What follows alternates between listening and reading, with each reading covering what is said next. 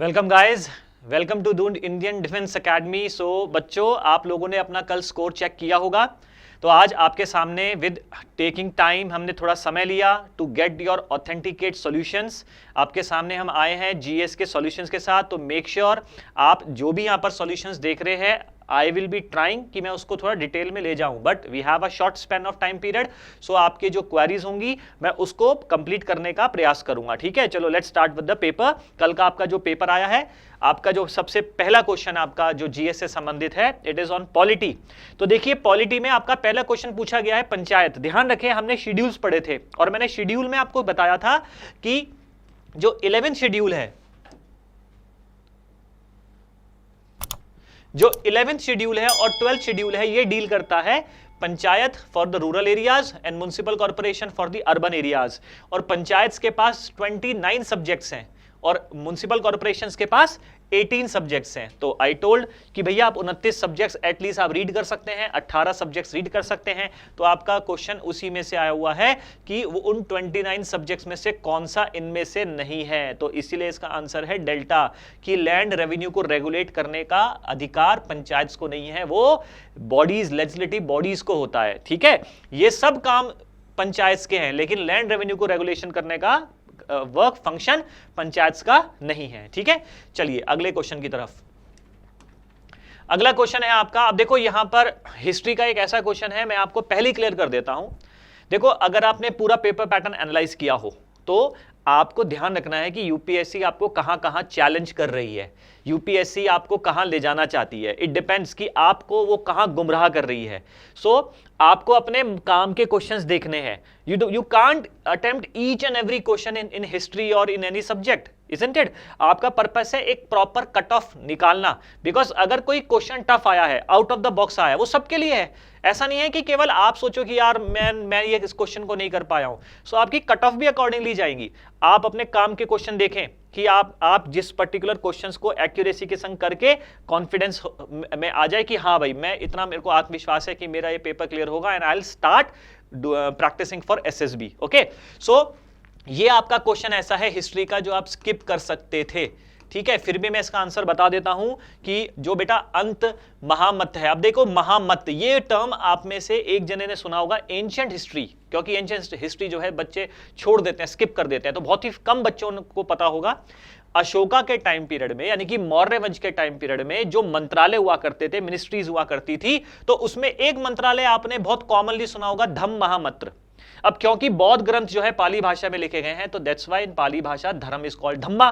तो यहां पर महामत तो हो गया मंत्रालय, धम्मा हो गया धर्म को लेकर, है ना। तो ये सब मंत्रालयों के बारे में बताए गए हैं और हर मंत्रालय किसी एक चीज से संबंधित है। तो इसीलिए मैंने, अगर आप आंसर चार्ली जो मैंने इसमें दिया है वो देखेंगे तो आपको पता चलेगा अंत महामत ये जो बॉर्डर एरियाज पर जो आर्मी खड़ी रहती थी उससे संबंधित था। जो इतिजक जो था ये महिलाओं के वेलफेयर के लिए था। धम्मा वर्ड इससे मैच कर रहा है। और एक बचा ये आपका प्रशासन को लेकर था। तो ये जो नगर का प्रशासन होता है उससे संबंधित है। तो आपको यहां पर यू कैन से थोड़ा सा एडमिनिस्ट्रेटिव टर्मिनोलॉजीज याद करनी है। आपको मैंने 12 चीजें बताई थी, याद करो हिस्ट्री में।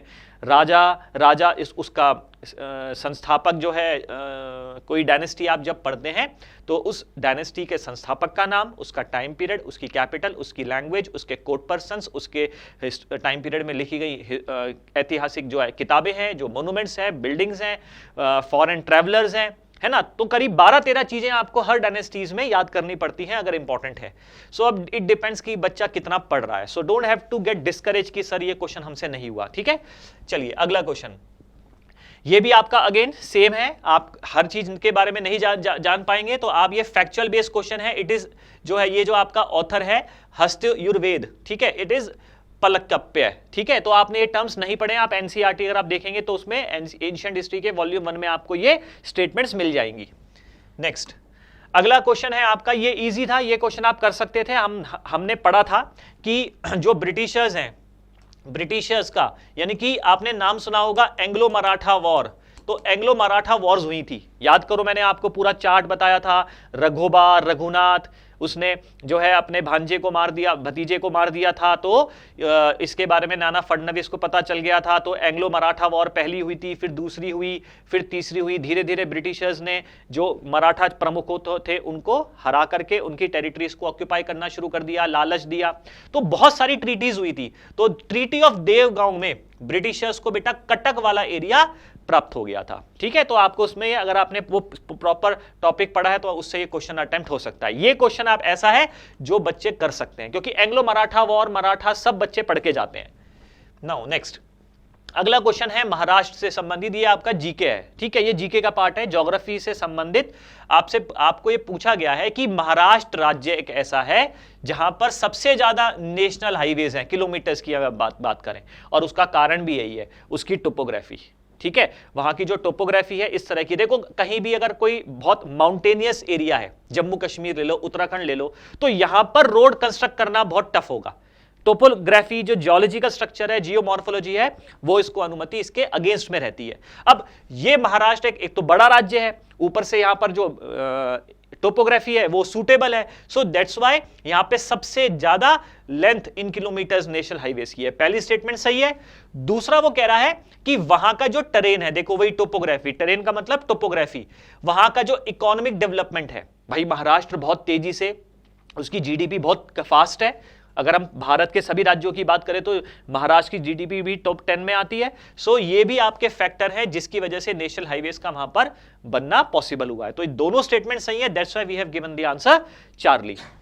नेक्स्ट, अगला क्वेश्चन आपको दिया गया है, ये आपका देखो इकोनॉमिक्स से संबंधित है, ये आपको डेफिनेशंस याद करनी होंगी। दैट एक्टिविटीज सर्विसेज जिसमें आपका क्रिएशन, इंटरप्रिटेशन, आइडियाज को लेकर के, इन एक्टिविटीज को क्विनरी एक्टिविटीज कहा जाता है। ये आपके कुछ टर्मिनोलॉजीज हैं वो याद करनी है इकोनॉमिक्स में। ओके, नाउ नेक्स्ट, अगला क्वेश्चन आपसे करंट अफेयर्स का पूछा है, आपने सुना होगा भारत सरकार के द्वारा उड़े देश का आम नागरिक की जो उड़ान स्कीम चलाई गई है। तो डायरेक्टली मैं आपको बता देता हूं, ये एक इनोवेटिव किस चीज के लिए है, जो क्षेत्रीय, रीजनल का मतलब होता है क्षेत्रीय एविएशन मार्केट को बूम करना, इंक्लूड करना, कि वहां पर भी जो लोग हैं इसका फायदा उठा सकें।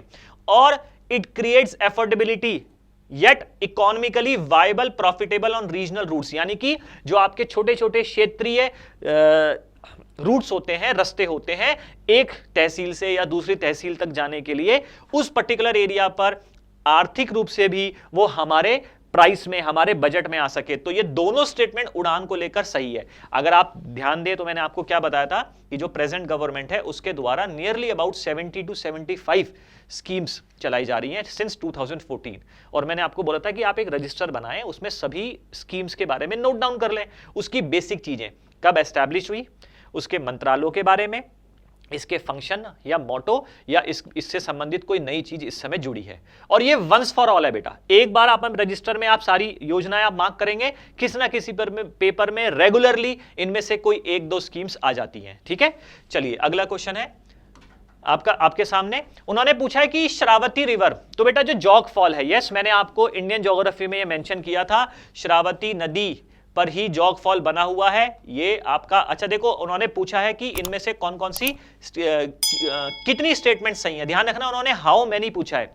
तो पहली स्टेटमेंट तो सही हो गई। दूसरा, Brahmani river is formed by the Confluence of Kosi. अब देखो यहां आपको थोड़ा डिटेल में आ गया, आप मुझसे कह रहे थे ना कि सर आप इतनी नदियों का मैप बना रहे हो, ये इसका फायदा क्या होगा। अब आप देख लो, उन्होंने पूछ लिया कि जो ब्रह्माणी, याद है मैंने आपको एक ओडिशा का मैप बनाकर दिया था, उसमें मैंने बनाया था सिहावा डिस्ट्रिक्ट से महानदी निकल रही है, ब्रह्माणी आ रही है, बैतराणी आ रही है, नदियां बताई थी, isn't it? तो अब आप देखो उसमें तो और यूपीएससी ने आपको एक स्टेप और डिटेल में जाके पूछ लिया कि ब्रह्माणी नदी बनती किसके कॉन्फ्लुएंस से है। तो यहां पर ये स्टेटमेंट गलत है, ये कोसी के उससे नहीं बनती, क्योंकि कोसी तो गंगा में मिल जाती है, अगर आपको याद हो, ये तो आपको याद होगा, गंगा में मैंने लिखवाई थी, कोसी गंगा में मिलती है। तो यहां पर कोसी की वजह से सेकंड स्टेटमेंट गलत हो गई। ठीक है, हाँ थर्ड स्टेटमेंट, जो ताम्रपर्णी रिवर है ये बिल्कुल तमिलनाडु के तिरुनेलवेली डिस्ट्रिक्ट में पड़ता है। तो इसमें दो स्टेटमेंट सही हो गई, that's why we have given the answer, bravo. Okay, now next, देखो होता ना जब पेपर आपके समक्ष आता है तो ऑब्वियसली बात है नर्वसनेस हो जाती है, कई चीजें स्किप हो जाती है, तो यहां पर बहुत शांतिपूर्ण तरीके से कूल एंड काम होकर के आपको बिना नर्वस हुए उसको समझना है। You have enough time in GK, आपको 100 क्वेश्चन करने हैं, या तो उनमें से या तो आते हैं नहीं आते हैं, हर क्वेश्चन में आपको बहुत ज्यादा दिमाग लगाने की जरूरत तो है नहीं है, तो आप अपने काम के 40 क्वेश्चन देखो, दैट्स इट। ठीक है, नेक्स्ट अगला क्वेश्चन आपसे पूछा गया है पुनीत सागर अभियान। तो ध्यान रखना ये पुनीत सागर अभियान जो चलाया गया था ये एनसीसी के द्वारा अंतर्गत, ठीक है, ये एनसीसी यानी कि जो नेशनल कैडेट कॉर्प्स हैं उनके द्वारा है। ये आपका करंट अफेयर्स का क्वेश्चन है, ये अगर आपने करंट अफेयर्स अच्छे से पढ़े हैं तो ये क्वेश्चन आपका सॉल्व होगा। नेक्स्ट करंट अफेयर्स में बार बार बोल रहा हूं, करंट अफेयर्स एंड जीके ये अपने आप में 25 क्वेश्चंस 25 क्वेश्चंस का कंट्रीब्यूशन देते हैं। करंट अफेयर्स और जीके आप स्किप नहीं कर सकते।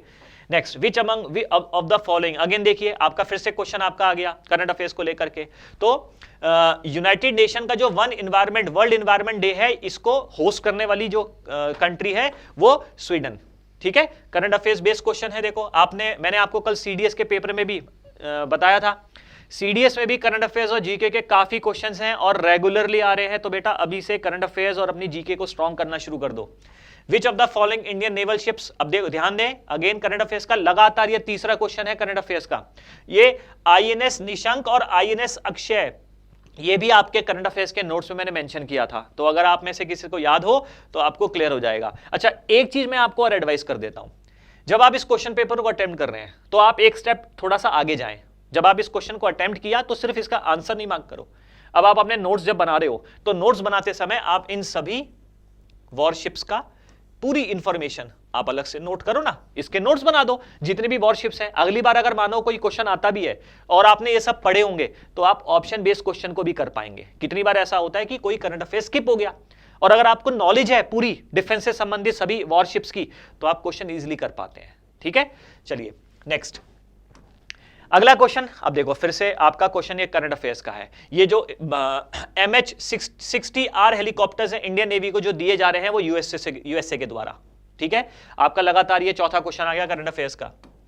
नेक्स्ट अब ये भी करंट अफेयर्स का है, पांचवा क्वेश्चन, सूरत और उदयगिरी। अब कई बच्चे कंफ्यूज हो गए, सर उदयगिरी तो आपने माउंटेन पढ़ाया था, सूरत एक शहर का नाम है। तो भैया इसमें आप ये समझिए जो ये शब्द है ये शब्दावली इनको फ्रेज की तरह इस्तेमाल किया जा सकता है। और ध्यान रखें these are the name of the warships.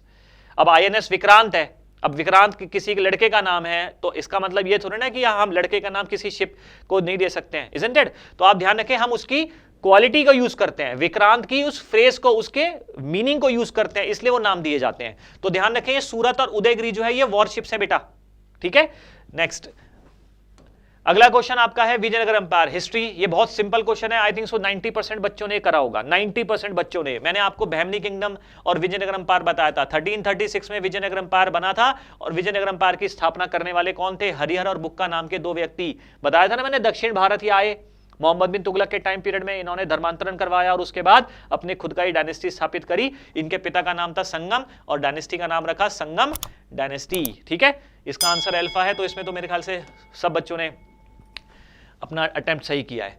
अच्छा अगेन अब यहां पर ध्यान रखें, कोई यूपीएससी का मैंने बार बार बोला है, यूपीएससी में यू का मतलब होता है अनप्रिडिक्टेबल। यूपीएससी जो है बहुत अनप्रिडिक्टेबल है, ध्यान रखो। अब उन्होंने एक क्या पूछा है, पंचतंत्र, तो सब बच्चे पढ़ के गए कि पंचतंत्र विष्णु शर्मा के द्वारा लिखी गई है। यूपीएससी ने कुछ और पूछ लिया कि भैया पंचतंत्र को अरेबिक ट्रांसलेशन क्या है। उन्होंने क्वेश्चन भी देखो क्या पूछा है, कलिल व दिम्मा, अरेबिक अरबी में कलिल व दिम्मा ये किसके लिए संबोधित किया गया है? तो ध्यान रखें पंचतंत्र के लिए। ओके, याद है मैंने आपको एक दिन बताया था दामीने को, दामीन ए को, तो अरबी भाषा में दामीने को का मतलब मैंने बताया था लैंड ऑफ संथल्स, यानी कि आउटस्कर्ट्स, यानी कि जो संथल जनजाति थी उनके लिए जो लैंड मुहैया कराया गया था उसके लिए अरबी में उसको बोला गया था दामीने को। तो यहां पर यूपीएससी ने दूसरा अरेबिक ट्रांसलेशन पूछ लिया है। तो आपको हिस्ट्री में कंसेप्ट पता चलते चले जा रहे हैं कि आपको जब हिस्ट्री पढ़नी है तो डायनेस्टीज तो सारी याद ही करनी है, बट किस तरह से आपको फोकस करना है, ये लेवल बाय लेवल हो पाएगा, एकदम से नहीं होगा। तो डोंट से कि सर टीचर्स तो इतना सारा मैटर पढ़ा देते हैं। It is UPSC, you object to UPSC कि why is it giving such a variety of questions. ठीक है, इट इज अ कंपटीशन बेटा, आप एक्सक्यूज नहीं दे सकते हैं। नेक्स्ट, भूदान मूवमेंट, ये आपका मॉडर्न हिस्ट्री को लेकर है, तो ध्यान रखना मैंने आपको एक पूरी लिस्ट प्रोवाइड कराई थी आपके जितने भी सोशल रिलीजियस रिफॉर्म्स थे, मूवमेंट्स थे, तो ये भूदान मूवमेंट जो था ये विनोबा भावे के द्वारा स्टार्ट किया गया था। ठीक है, चलिए अगला क्वेश्चन है आपका, कौन सी नदी, अब देखो यहां पर बहुत इजी क्वेश्चन है लेकिन इसके ऑप्शन ने टफ कर दिया। आप सबको याद होगा, मैं समझता हूं हर बच्चे ने ये पढ़ा होगा, अलेक्जेंडर ने ब्यास नदी को क्रॉस ही नहीं किया था। अलेक्जेंडर जब आया ग्रीस से होता हुआ भारत एंटर किया, इंडस, झेलम, चेनाब, रावी सब रिवर्स को क्रॉस करता हुआ, लेकिन ब्यास नदी को क्रॉस नहीं करा। ब्यास नदी के क्रॉस करने से पहले ही उसकी सेना वापस चली गई। अब देखो ये तो आंसर सबको पता है, मतलब क्वेश्चन तो सबको समझ में आ गया, लेकिन ऑप्शन उन्होंने ऐसे दे दिए। तो ध्यान रखना यहां पर ये सब आपके ग्रीक वर्ड्स में नदियों के नाम लिखे गए हैं। ठीक है, अगर मैं इनके नाम ग्रीक में इसको मैं ट्रांसलेट कर दूं तो आपको आंसर मिल जाएगा। तो फिर भी बता देता हूं, जो हाइफसिस है ये ब्यास नदी का नाम है। ठीक है, तो ब्यास नदी को क्रॉस नहीं कर पाया था, उन्होंने पूछा था नॉट क्रॉस बाय अलेक्जेंडर। ठीक है, अब देख लो क्वेश्चन कितना टिपिकल है। यूपीएससी, आप सोचते हो कि सर आप जितना पढ़ा रहे हो सर वो कौन याद करेगा, आप याद करें, नहीं याद कर रहे तो यूपीएससी आपको क्वेश्चन में जवाब दे देगी। हु अमंग द फॉलोइंग, अच्छा आप देखो फिर से, इब्न बतूता सबने पढ़ा, रिहाला किताब पढ़ी सब कुछ, लेकिन रिहाला किताब के अंदर तो कोई भी नहीं पढ़ रहा कि रिहाला किताब में क्या क्या दिया हुआ है। ज्यादा से ज्यादा आपने क्या पढ़ा कि वो ट्रैवलिंग के ऊपर किताबें लिखी गई हैं, मोहम्मद बिन तुगलक का ब्यौरा दिया हुआ है। भैया उसमें शब्दावली आ गई, टर्म पूछ लिया गया, ये जो उलुक है और ये जो फुट पोस्ट कॉल दवा, ये सब वर्ड्स उसने अपनी रिहाला किताब में मेंशन करी, और it is about Ibn Battuta के बारे में बात हो रही है यहाँ पर। ठीक है, आप देखो एनडीए का भी लेवल धीरे धीरे डिटेल में जा रहा है। हालांकि इस बार एनडीए का पेपर सीडीएस से थोड़ा सा इजी आया है, ठीक है, मॉडरेट आया है, बट लेवल पिछले के मुकाबले थोड़ा सा हाई होता जा रहा है। ठीक है, क्वेश्चन को समझें आप। अगला आपसे पूछा गया है फायर ऑल्टर्स, तो यज्ञशालाएं, ये इजी क्वेश्चन था। यज्ञशालाएं बेटा ध्यान रखना, यज्ञशालाएं हमें कालीबंगा से मिली हैं, प्राप्त हुई हैं। ठीक है, यज्ञशालाएं जो मिली हैं, हालांकि कालीबंगा से हमें जुते हुए खेत भी मिले हैं, तो इसके अलावा यज्ञशालाएं भी मिली हैं। नेक्स्ट, तो ऐसा नहीं मत समझा कि सर आपने तो लिखवाया था कि वहां से प्लग फील्ड मिली है, भैया और भी चीजें मिली हैं, ये तो मैं आपको इंपॉर्टेंट लिखवाता हूं, वरना बहुत सारी चीजें हैं। ठीक है, नेक्स्ट उन्होंने पूछा है फिजियोलॉजिकल डेंसिटी, तो ध्यान रखें फिजियोलॉजिकल डेंसिटी का can be computed by dividing the total population by the net cultivable area. Statement गलत है। Agricultural density can be computed by dividing the total agriculture population by net cultivable area, ये भी statement गलत है। Actually में they are asking about, आपने सुना होगा पॉपुलेशन डेंसिटी, तो ये वर्ड आपने डेमोग्राफी में सुना होगा। भाई मानो अगर 1 स्क्वायर किलोमीटर एरिया है, उस 1 स्क्वायर किलोमीटर एरिया में कितने लोग रहते हैं, तो मैं क्या करूंगा, एरिया को पॉपुलेशन से डिवाइड कर दूंगा, वो पॉपुलेशन डेंसिटी आ जाएगी। मैंने आपको बताया था कि दिल्ली में सबसे ज्यादा पॉपुलेशन डेंसिटी है और अरुणाचल प्रदेश में सबसे कम। दिल्ली की पॉपुलेशन डेंसिटी कितनी है, वहां 1 स्क्वायर किलोमीटर में 11,000 लोग रहते हैं, और अरुणाचल प्रदेश में 17 1 स्क्वायर किलोमीटर में। तो पॉपुलेशन डेंसिटी समझ में आया। तो लाइक वाइज आपको यहां से एग्रीकल्चर डेंसिटी, फिजियोलॉजिकल डेंसिटी के बारे में पूछा हुआ है, तो यहां पर उन्होंने लिखा है पॉपुलेशन डेंसिटी कैसे कैलकुलेट करेंगे, the total population by total area. यहां पर केवल एक ही स्टेटमेंट सही है, इसलिए मैंने इसका आंसर क्या दिया है, अल्फा। ओके, चलिए नेक्स्ट अगले क्वेश्चन की तरफ चलते हैं। उन्होंने पूछा है टोर्स, अब ये अगेन ध्यान रखें, ये जो टोर्स है इट इज अ टर्मिनोलॉजी। तो जहां पर ग्रेनाइट नाम की चट्टानें पाई जाती हैं, तो ग्रेनाइट नाम की चट्टानों के द्वारा इस प्रकार के आपकी आकृतियां बनती हैं, इनको टोर्स कहते हैं। तो उन्होंने ये भी नहीं पूछा टोपोग्राफी से संबंधित, उन्होंने सिर्फ ये पूछ लिया कि भैया कौन सी चट्टानें ऐसा बनाती हैं। तो ये आप स्किप कर सकते थे, आई कैन अंडरस्टैंड। आप भाई देखो पूरी पृथ्वी पर 2000 खनिज पदार्थ हैं, तो मैं ये तो नहीं कह रहा कि आप 2000 खनिज पदार्थ के बारे में याद कर लो, उसमें से 24 अबंडेंट है और उसमें से 6 आपकी किताब में लिखे हुए थे। तो मुझे नहीं पता, मुझे तो लगता नहीं कि शायद आपने वो 6 भी याद करे होंगे, बट स्टिल आप अपनी प्रोबेबिलिटी बढ़ाने की कोशिश करें। आई नो सिलेबस बहुत ज्यादा वास्ट है, तो आप अगर सबके लिए, मैंने आपको फिर बोल रहा हूं, पेपर अगर सबके लिए टफ है तो आपको डिस्करेज होने की जरूरत नहीं है, अपना आत्मविश्वास बनाए रखें। ठीक है, एंटी साइक्लोन्स को लेकर के उन्होंने पूछा है, anticyclones are high pressure system. ध्यान रखें, मैंने आपको बताया था कि एंटी साइक्लोन में अंदर हाई प्रेशर होता है और बाहर लो प्रेशर होता है। ठीक है, ऊपर से हवा नीचे आती है। तो पहली स्टेटमेंट तो यहां पर सही हो गई। उन्होंने बोला है कि air in the centre of the system must be subsiding. Yes, जब ऊपर से हवा नीचे आएगी तो ऐसे सबसाइड हो जाएगी, हाई से लो की तरफ जाएगी। सेकंड स्टेटमेंट भी सही। Anticyclones are characterised by converging winds. तो ध्यान रखना ये कन्वर्जिंग नहीं है बेटा, ये डाइवर्जिंग है, ठीक है, क्योंकि यहां पर हवा क्या हो रही है, डाइवर्ज हो रही है, अलग अलग दिशाओं में डाइवर्ज हो रही है। तो यहां कन्वर्जिंग वर्ड गलत हो गया, इसलिए मैंने इसमें पहली और दूसरी स्टेटमेंट सही है।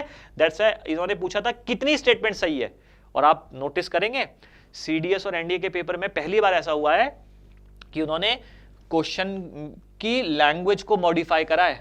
इससे पहले आपको एनडीए में यूपीएससी ऑप्शन क्या देती थी, 1 करेक्ट, 2 करेक्ट, बोथ करेक्ट, और डी ऑप्शन देती थी बोथ इनकरेक्ट।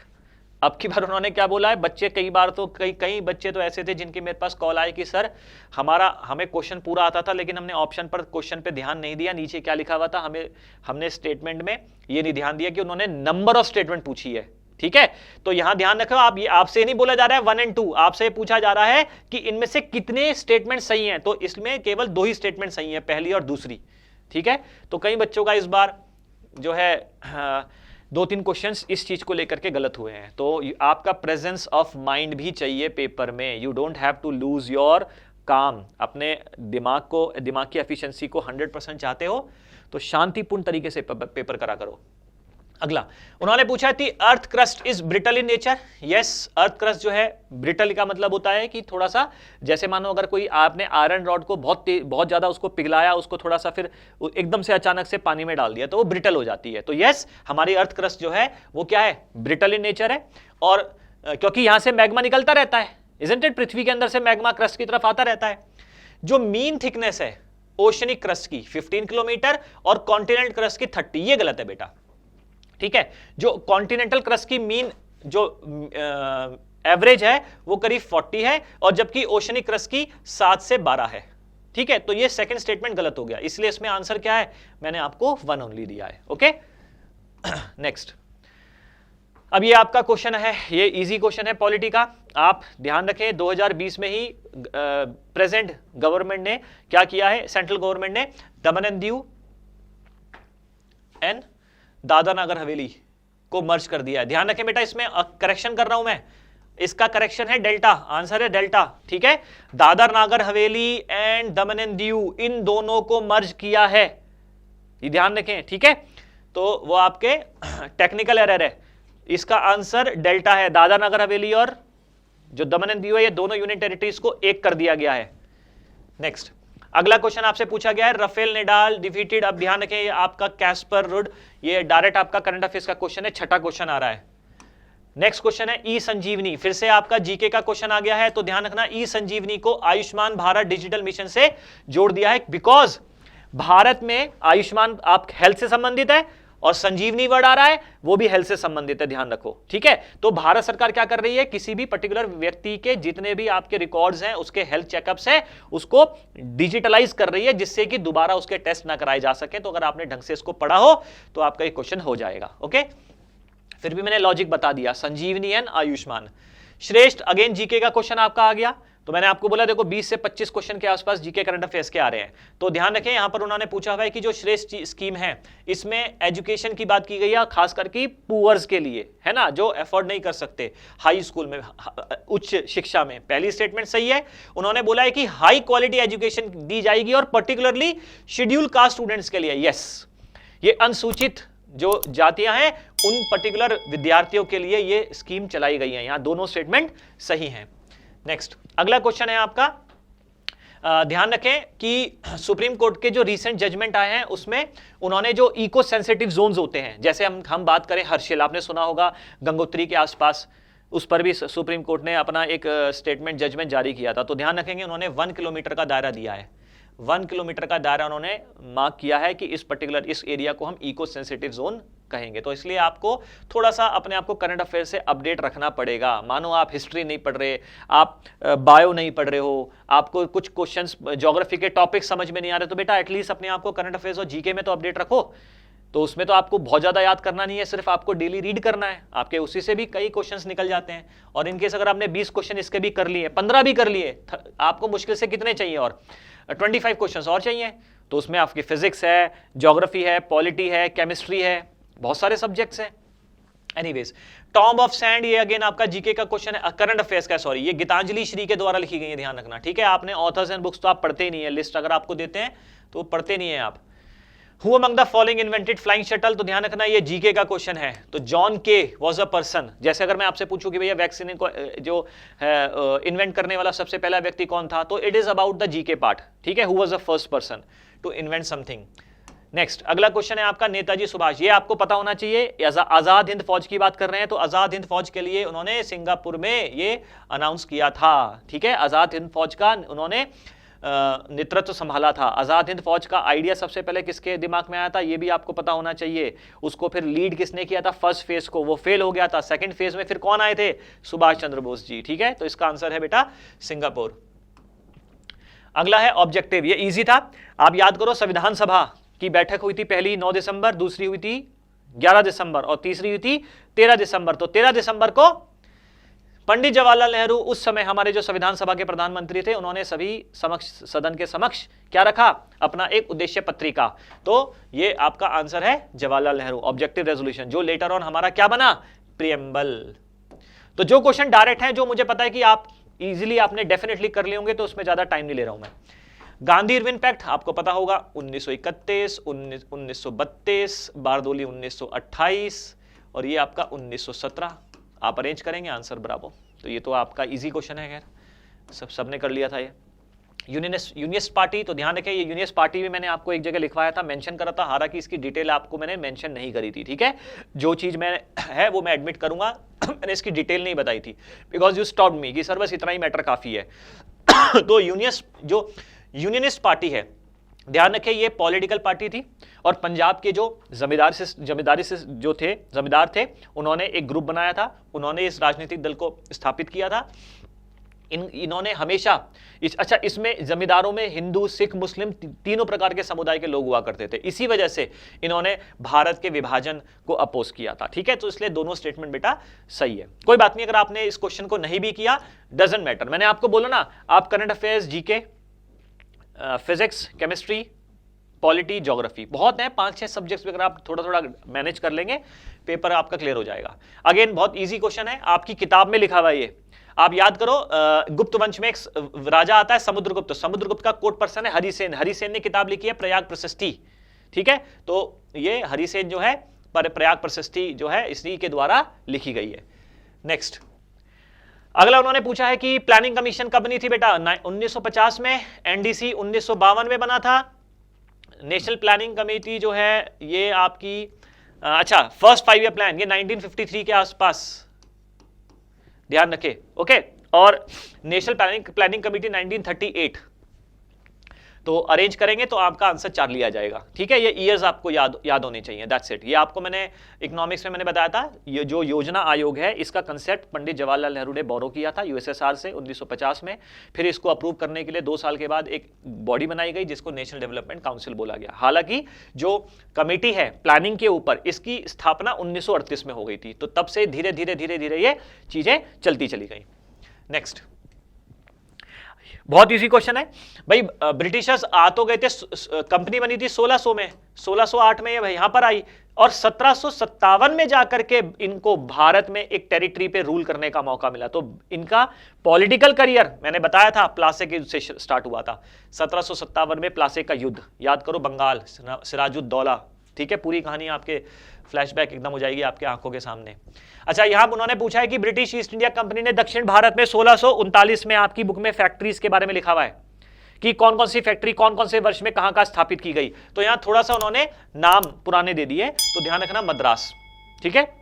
ये कुडलोर भी आपका तमिलनाडु में ही है, बट इसका कुछ बच्चों ने कुडलोर करके आ गए, तो ध्यान रखना इस मद्रासपट्टनम। कई बच्चे सोच रहे थे मद्रासपट्टनम, वो मसूलीपट्टनम सोच रहे थे। नहीं बेटा, मसूलीपट्टनम नहीं है, मद्रास वाला ही नाम है, मद्रास का ही पुराना नाम है, ठीक है।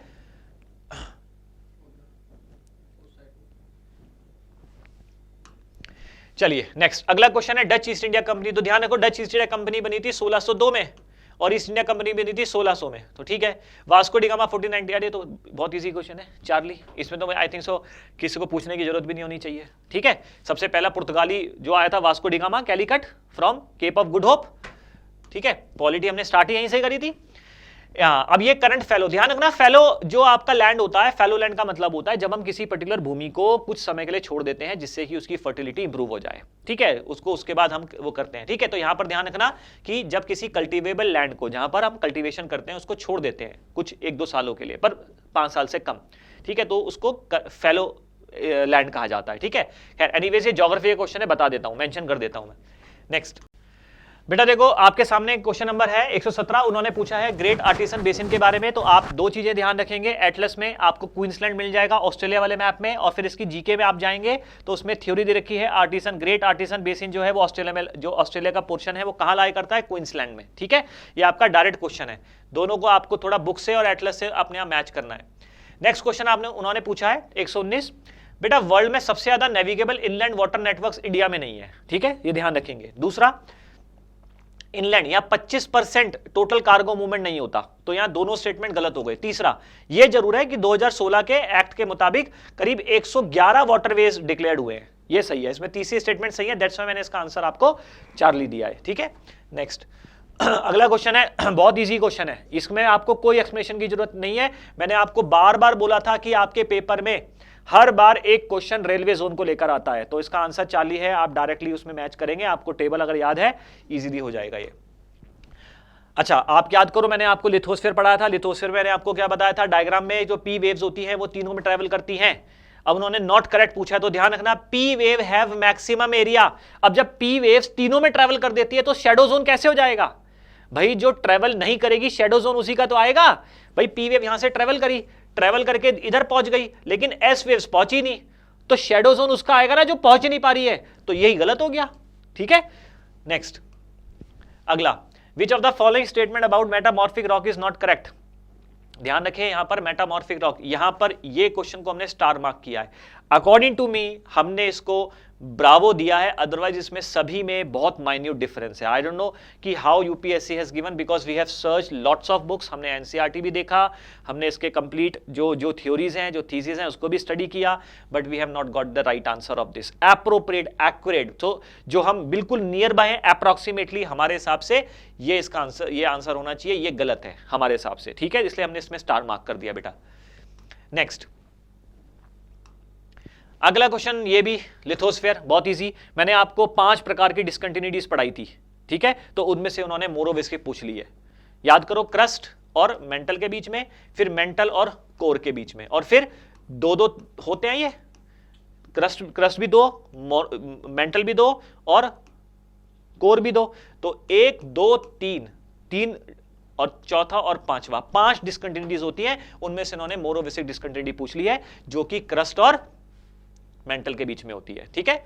चलिए अगला क्वेश्चन है आपका, देखो ये क्वेश्चन आपका फिजिक्स से बेस्ड है। आप खुद सोचो कि हमारी जो पृथ्वी है, पृथ्वी के इक्वेटर पे ही तो लीनियर वेलोसिटी महसूस होगी, और पृथ्वी के इक्वेटर पे केवल यही लाई करता है, तो इसलिए इसका आंसर क्या हो जाएगा, अल्फा, ठीक है। थोड़ा सा एप्टीट्यूड रखना पड़ेगा आपको। अब आप देखो, मैं तो चाह रहा हूं कि जो बच्चे, जिन बच्चों ने बेटा बैच के, स्पेशली जो हमारे इस इंस्टीट्यूट के बैच के बच्चे हैं, जिन्होंने यहां पर हमारे यहां पढ़ा है, आप चाहते हैं आप आकर के आप इसको एक्सप्लेनेशन चाहते हैं, मैं क्लास में भी दे दूंगा, लेकिन उसके लिए आपको थोड़ा बेस अपना रखना पड़ेगा, ठीक है।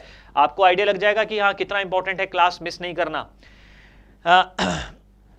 इंटरनेशनल डेडलाइन याद करो, मैंने टाइम बताया था 180 डिग्री ईस्ट एंड वेस्ट, आपकी बुक में बकायदा डायग्राम बना हुआ, और मैंने उसमें मेंशन भी किया था, उसमें लाइन मार्क कर लो, मैंने अंडरलाइन कराया था कि जब आप ईस्ट टू वेस्ट जाते हैं उसका मतलब क्या है। जब आप इस लाइन पर खड़े हैं, मैं अगर यहां हूं, मेरे लिए ये ईस्ट है और ये वेस्ट है, आप समझो, ठीक है। आपको ध्यान रखना है कि मेरे लिए कौन सा ईस्ट है कौन सा वेस्ट है, वो आपको ध्यान रखना है। तो ध्यान रखें, जब मैं इंटरनेशनल डेडलाइन को क्रॉस करूंगा तो आई विल लूज 24 आवर्स, ठीक है।